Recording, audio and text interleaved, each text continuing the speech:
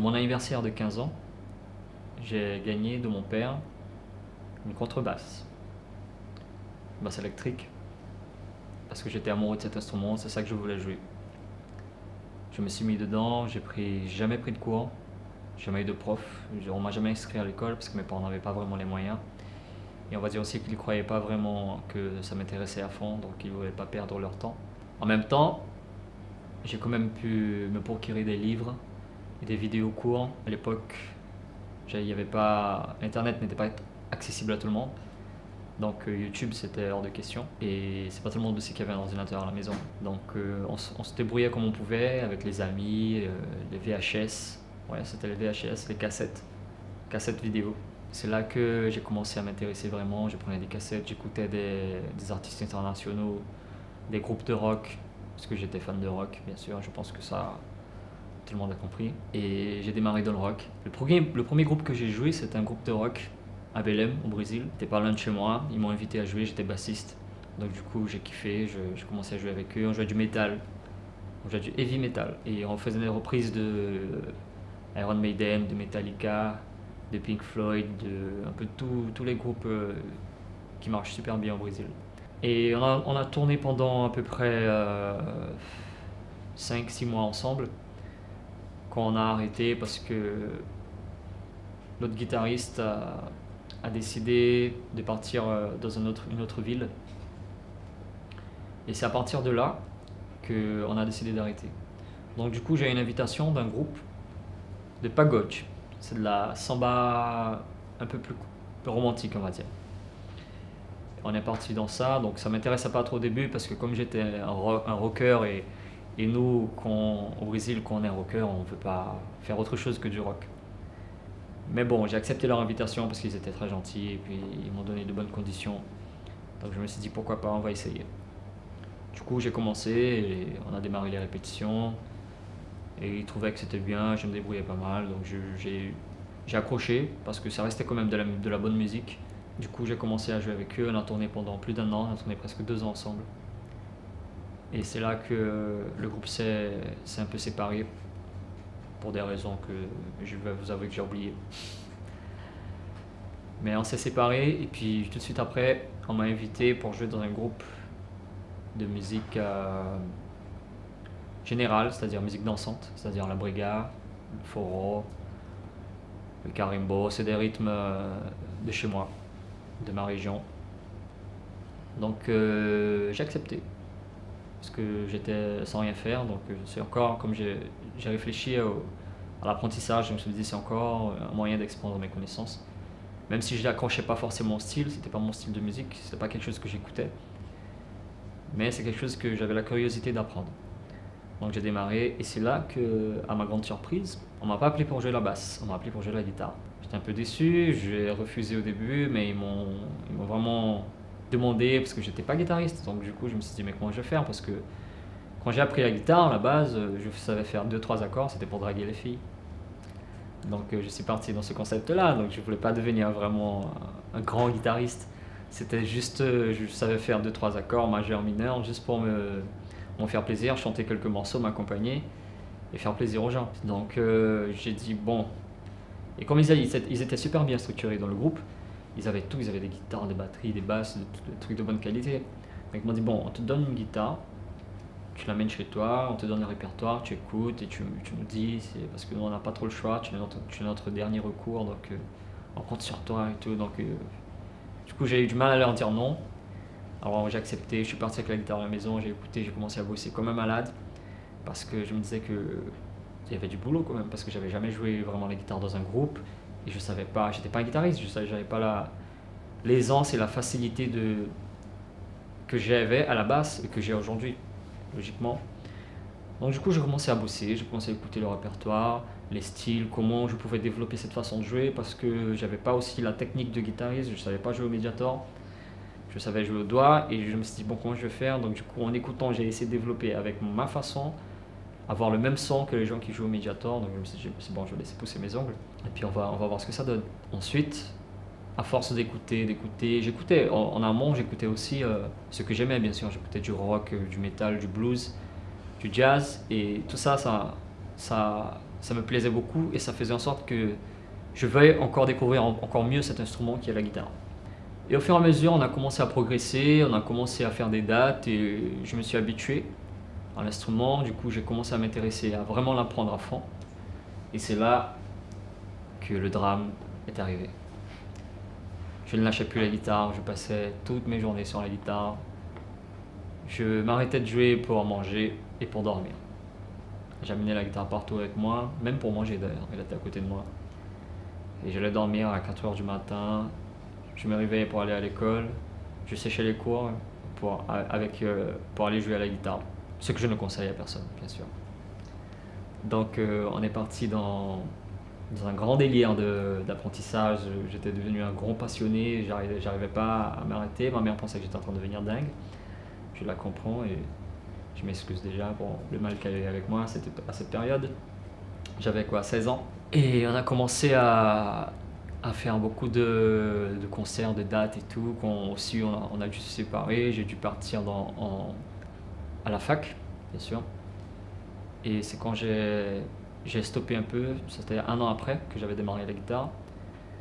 Et 1 an après, j'ai commencé à ne plus toucher à la basse et je jouais que la guitare, la guitare, la guitare. Ensuite, en parlant de tous ces groupes-là, j'ai fait d'autres groupes aussi, et puis on a fait pas mal de concerts, pas mal d'endroits au Brésil, pas mal de villes au Brésil. C'est quand je suis rentré à l'armée et j'avais pas le temps de jouer, donc du coup j'étais un peu déprimé, donc j'ai quitté l'armée 1 an après. Et mon père m'a invité à revenir en Guyane, parce que je suis pas originaire de la Guyane, je suis né au Brésil, mais j'ai grandi ici. Donc depuis l'âge de 3 ans, je suis ici.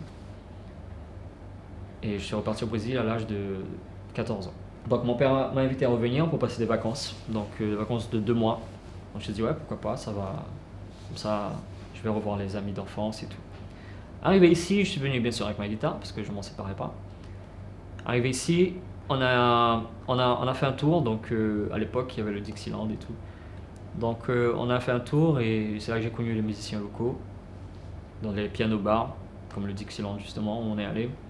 Et il y avait le trio Popov qui jouait, avec Francis Nugent, Arsène Popo, Olivier Valerius, Gilbert Charan à la basse. Et je suis arrivé, je les connaissais pas, ils me connaissaient pas non plus. Donc ils m'ont vu, j'avais une guitare, ils ont dit ah, tu veux faire un buff avec nous et tout. J'ai dit ben, pourquoi pas. Du coup je me suis branché et puis là la vibe est passée. On a commencé à jouer et puis ils ont dit ah super, moi on a super kiffé, donc si tu veux venir, je joue tel jour ici, tu peux venir, et puis on fait ça régulièrement. C'est qu'on a commencé à faire ça en boucle et les gens ont commencé à me voir. J'ai commencé à bosser dans des groupes d'ici, des groupes brésiliens déjà pour commencer. Et j'ai été repéré je chantais aussi, donc j'ai été repéré par un producteur et un ami à moi appelé Henri Placide. Et il m'a invité à faire un single dans une compilation. Donc il m'a invité à chanter du zouk. Pour moi c'était une première, donc je me suis dit bon, je vais chanter du zouk, c'est nouveau pour moi. Je dit, bon, mais pourquoi pas. Moi j'ai toujours été ouvert à tout est expérience. J'ai dit ok, on y va. Donc on a bossé ensemble, c'est là qu'on est devenus de grands amis parce que c'est quelqu'un de super. Et à partir de là, on a commencé à faire des prestations. Quand l'album est sorti, le son a bien tourné, on a commencé à faire plein de prestations. Et j'ai encore eu la chance d'avoir été repéré par d'autres personnes en tant que chanteur, en tant que musicien, en tant que compositeur, parce que j'ai fait une partie de la composition aussi. Et c'est là que je peux dire que ma carrière a vraiment démarré. J'ai pu commencer à faire des dates un peu partout. J'ai été invité dans des groupes comme Excellence, comme Évasion, comme Yana Son Crew, comme Reggaematic. Et tout a commencé là. Je jouais un peu partout et c'est quand on m'a invité pour jouer à Guyane Première pour l'émission Info Live. Et j'étais devenu le guitariste de Guyane Première. Donc du coup, j'ai passé à peu près 5 ans à Guyane Première. J'ai fait 2 saisons d'Info Live, j'ai fait 2 saisons de TNT.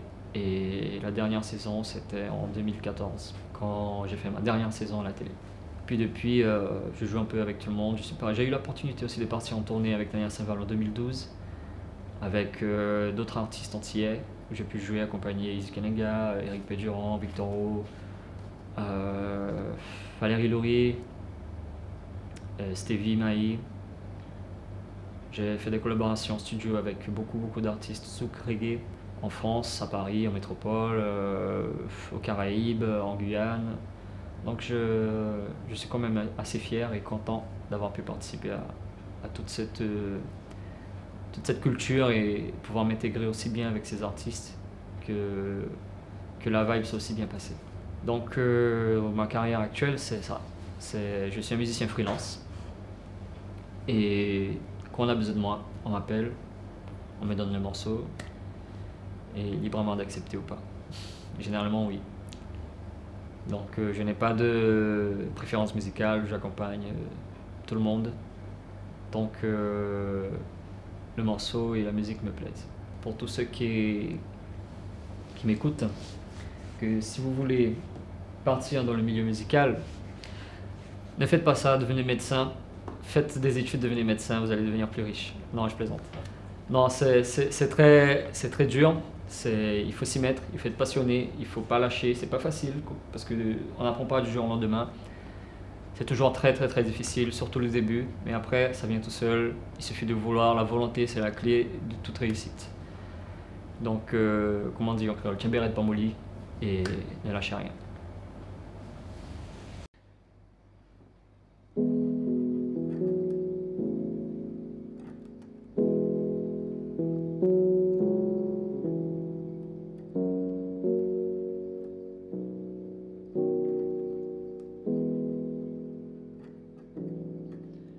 Te ganhei, te famo, te content. Te ganhei, te famo, te chéri. L'envie prend lit en moloma, mo ganha chagrin la cho.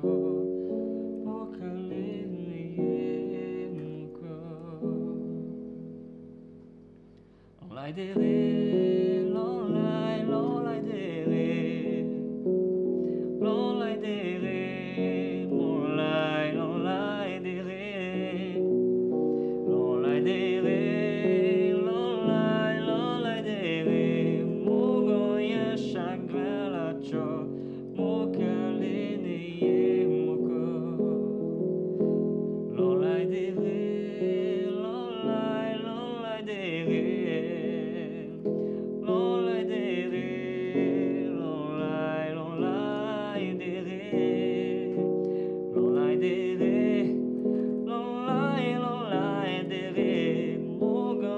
Chagrin la cho, mo kale